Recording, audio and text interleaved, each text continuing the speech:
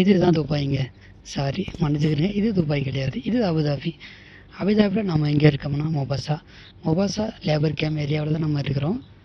இங்கே நிற்கிற தலபாத், நூன், கரீம், இந்த பைக் டெலிவரி ஜாப்ஸ் அவங்க ஒர்க் பண்ணுற எல்லாருமே இந்த ஏரியாவில் தான் பைக்லாம் பார்க் பண்ணி வச்சுருப்பாங்க. ஏன்னா அவங்களுக்கு இங்கேருந்து ஈஸியாக ஆக்சஸ் பண்ணக்கூடிய இடத்துல தான் அவங்களோட ஜோன் இருக்கும், மால் இருக்கும், ரெஸ்டாரண்ட் இருக்கும், எல்லாமே இங்கே இருக்கும். இது பார்த்திங்கன்னா நம்மளுடைய புறா, குருவி அவங்களுக்கான சாப்பாடு, தண்ணீர் இதெல்லாம் அங்கங்கே வச்சுருப்பாங்க. என்கிட்ட மனுஷங்களை நம்மளாலேயே இந்த வெயிலை தாக்கு பிடிக்க முடியாது. இந்த குருவிகள்லாம் எப்படி தாக்கு பிடிக்கும்? சாப்பாடும் கிடைக்காது, வெளியில் போக முடியாது. அந்த ஒரு மரம் இருக்குன்னா ஒரு மரத்துலேயே தான் அவங்களால இருக்க முடியும். அந்த மரத்தை தாண்டி எங்கேயும் போக முடியாது.